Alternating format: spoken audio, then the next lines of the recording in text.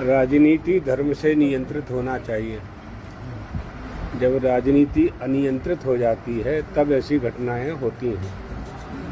इसलिए नीति शब्द का जो अर्थ है उसका धर्म है। जिस राज्य को नीति पूर्वक संचालित किया जाता है उसे राजनीति कहते हैं। टकराव के हालत क्यों बन रहे हैं वो कारण भी तो आप लोगों को पता है। जब आप गंगा स्नान नहीं करने दोगे तो टकराव नहीं होगा।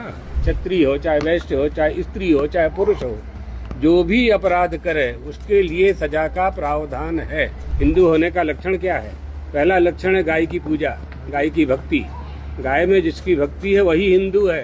राजनीति धर्म से नियंत्रित होना चाहिए।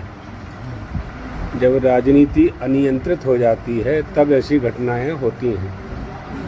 इसलिए नीति शब्द का जो अर्थ है उसका धर्म है। जिस राज्य को नीति पूर्वक संचालित किया जाता है उसे राजनीति कहते हैं।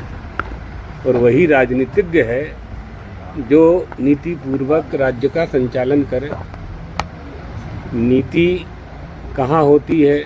नेता में होती है। कब होती है? जब नेता में नैतिकता होती है तभी ना नीति का पालन करेगा, माने धर्म का पालन करेगा।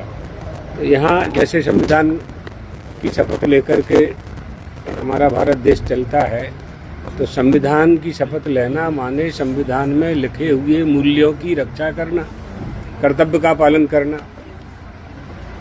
आगे देश में ये जो गुरुदेव ये जो अभी मुक्तेश्वरानंद गिरी जी के बारे में ये कहा जा रहा है, शंकराचार्य जी के बारे में, कि उनको लगभग अलग कर दिया है। इस वजह से सरकार इस तरीके से हावी हो रही है, खुद तकलीफ में है, लगातार अपील कर रहे हैं सरकार, और उनके बीच में टकराव के हालात बन रहे हैं। ये तो क्यों बन रहे हैं? टकराव के हालत क्यों बन रहे हैं वो कारण भी तो आप लोगों को पता है। जब आप गंगा स्नान नहीं करने दोगे तो टकराव नहीं होगा।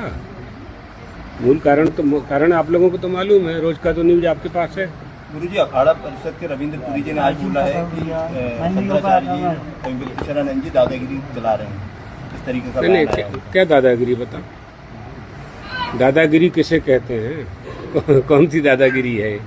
सिद्धांत का पालन कर रहे हैं, सिद्धांत की बात कह रहे हैं।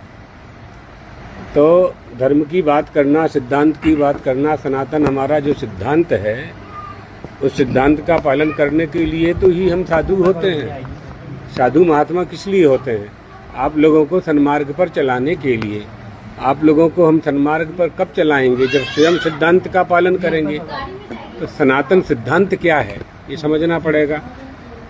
इसलिए हमारी जो प्राचीन परंपराएं हैं, हमारे जो मूल्य हैं, उनकी रक्षा करना हम लोगों का कर्तव्य है, आचार्यों का कर्तव्य है, और उसका वो पालन कर रहे हैं।